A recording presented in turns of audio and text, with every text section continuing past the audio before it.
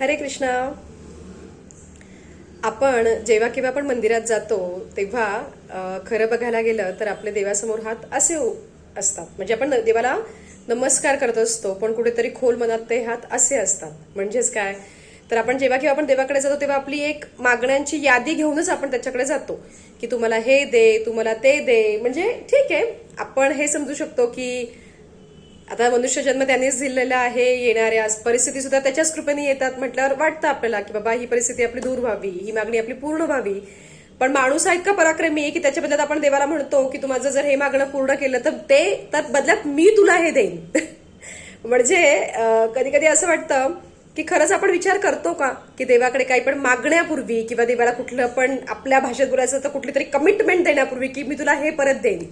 याच्यावर एक छानशी ओळ मला आठवते. काय वाहू तुझ्या चरणी माझे असे काय, माझा श्वास तुझीच माया, तुझे हात पाय. म्हणजे अरे जो कणाकणात आहे, ज्याच्या मर्जी शिवाय झाडाचं पानही हलू शकत नाही आणि ज्याची मर्जी आहे म्हणून तुम्ही आता आहात, म्हणून आपण बघू शकतोय, बोलू शकतोय, त्याला आपण खरंच काय देऊ शकतो का? मग याच्यावर मनात येणारी गोष्ट की जेव्हा आपल्या आयुष्यात एखादी अशी गोष्ट घडते की आपल्याला असं वाटतं की आपण भरकटलो गेलोय, आपल्यापासून आपली आवडती व्यक्ती, आपली आवडती गोष्ट ही दूर गेलेली आहे. आणि खूपदा जर आपण शांतपणे विचार केला तर मनात येतं की त्या पर्टिक्युलर वेळी मी चुकीचा निर्णय घेतला, त्याच्यामुळे माझ्यावर आज ही परिस्थिती ओढावलेली आहे. म्हणजे म्हणतो ना, दिसत असूनही खड्ड्यात जाऊन पडणं.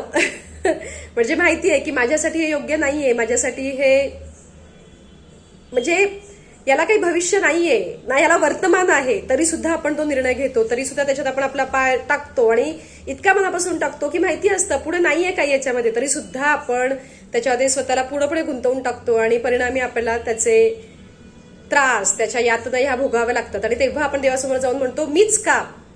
अरे त्यावेळी निर्णय घेणारा जर तूच होता तर आता त्याच्यामुळे येणारी जी काही फळं आहेत, मग ती गोड असू देत, कडू असू देत, ती शेवटी तुलाच चाखावी लागणार ना. मग कधी जर आपण विचार केला की का आपल्याकडून असे निर्णय का घेतले जातात, म्हणजे माहीत असून सुद्धा आपण का भरकटलं जातो, तर जेव्हा आपली दुर्बुद्धी आपल्या सद्बुद्धीवर हावी होते तेव्हा माणूस भरकटला जातो. म्हणजे याचं मूळ कुठे आहे, तर देवाकडे जर काही मागायचं असेल तर त्याच्याकडे नेहमी मागावी ही सद्बुद्धी.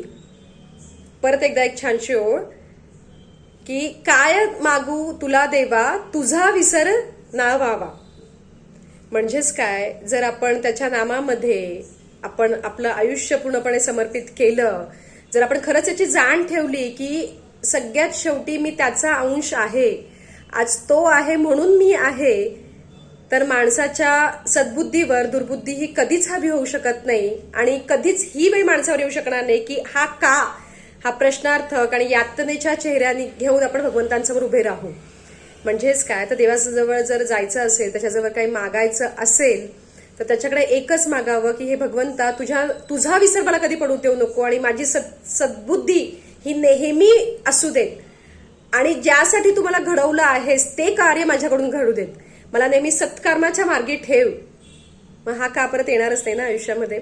आणि सगळ्यात छान गोष्ट की आपण शेवटी त्याचं लेकरू आहे, आपण त्याला आपले मायबाप म्हणतो. मग खरंच तुम्हाला असं वाटतं की त्याच्याकडे काही मागण्याची गरज आहे? अरे वेळ तर द्या, त्याने आपल्यासाठी जो काही मास्टर प्लॅन ठेवलेला आहे तो प्रत्यक्षात समोर येण्यासाठी वेळ तर द्या.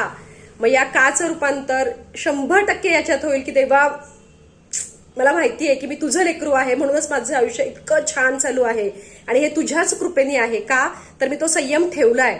जर माझ्यासमोर कुठली परिस्थिती आली आहे तर ती मला घडवण्यासाठी आलेली आहे, मला काहीतरी शिकवण्यासाठी आलेली आहे, याच्यावर माझी दृढ श्रद्धा आहे. मला माहितीये तू आहेस, म्हणूनच हेची वरदान द्यावे देवा, तुझा विसर ना व्हावा. देवाकडे जर काही मागायचं असेल तर त्याच्या नामाचा, त्याच्या अस्तित्वाचा विसर आपल्याला कधीच नाही पडावा आणि जे काही होत आहे त्याच्यामुळेच होत आहे ही श्रद्धा नेहमी असावी. हे मागणं आपण देवाकडे मागावं. तुम्हाला काय वाटतंय मला कमेंटमध्ये नक्की कळवा. तुम्हाला जर माझे व्हिडिओज आवडत असतील तर ते नक्की शेअर करा.